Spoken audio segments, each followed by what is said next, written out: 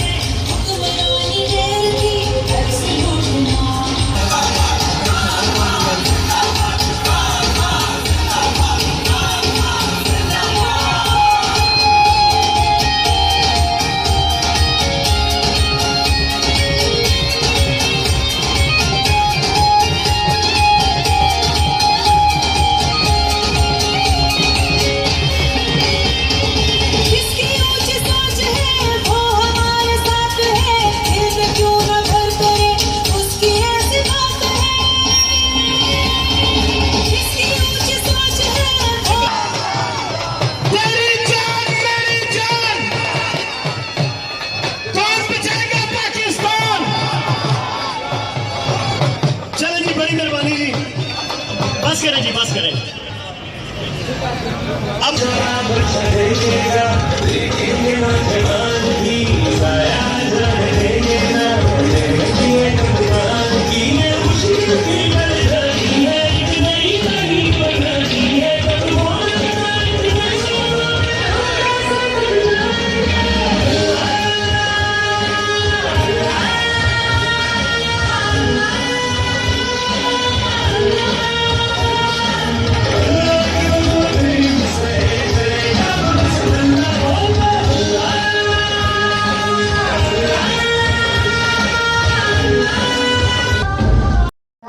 इंशाअल्लाह दमादम कलेक्टर होगा।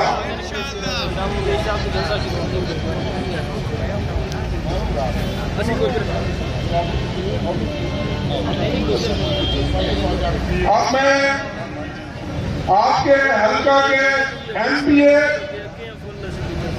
हरदिल अजीज शख्सियत चौधरी साजिद MPA पाकिस्तान तहरीक इंसाफ हल्का 9 से गुजारिश करूंगा कि वो आपसे खिताब फरमाएं। चौधरी साजिद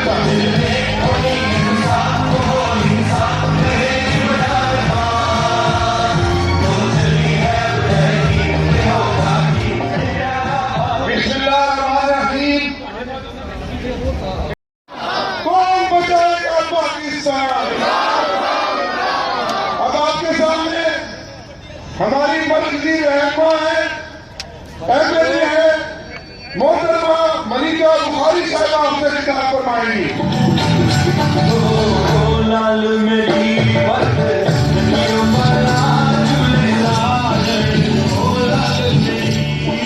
बिस्मिल्लाहिर्रहमानिर्रहीम। इय्याका नअबुदु व इय्याका नस्तईन। गुजर खान की आवाम आपको खिराज तहसीन पेश करना चाहते हैं। मेरे बहादुर भाइयों, बेटों और नौजवानों ने दिखाया है कि हमारे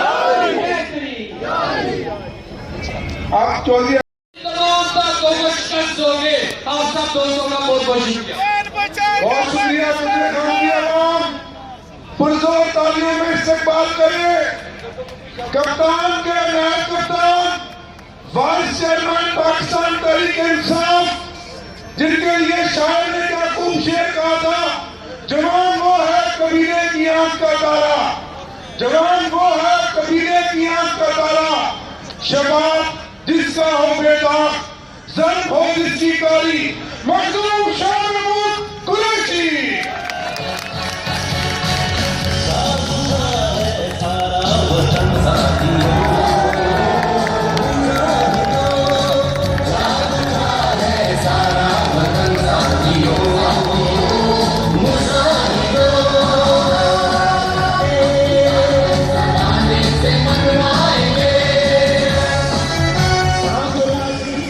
बिस्मिल्लाहिर्रहमानिर्रहीम। गुलजार खान की बाशऊर शहरियों अस्सलाम वालेकुम। वो काफिला जो इमरान खान साहब की क़यादत में लाहौर से निकला था, मुख्तलिफ शहरों को छूता हुआ आज गुलजार खान के दरवाजे पर दस्तक दे रहा है। गुलजार खान एक अहम तहसील है और बाशऊर लोग यहां रहते हैं, और आपने रावलपिंडी के जो इज्तिमा है, मुझे यकीन है कि गुलजार खान का बहुत बड़ा इंशाअल्लाह काफिला वहां जमा होगा, और कल इंशाअल्लाह रवात में जब हम जमा होंगे और इमरान खान साहब आपसे मुखातिब होंगे और अपने अगले लाएअमल का ऐलान करेंगे, तो मुझे यकीन है कि गुलजार खान अपना पूरा हिस्सा उसमें शामिल करेगा। गुलजार खान के लोगों, आज आप देख रहे हैं कि पाकिस्तान के हालात क्या हैं। पाकिस्तान स्क्रीन की तरफ अपना मुंह कर लें, और दाएं और बाएं जितने लोग खड़े हैं मैं आपको खराज तहसीन पेश करता हूं। अब इस कौम के अजीम लीडर इमरान खान साहब आपसे खिताब फरमाएंगे।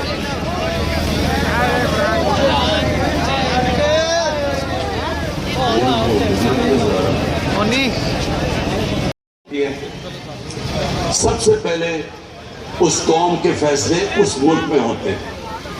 कोई बैरून मुल्क की कोई ताकत, कोई सुपर पावर वो उस मुल्क के फैसले नहीं करती।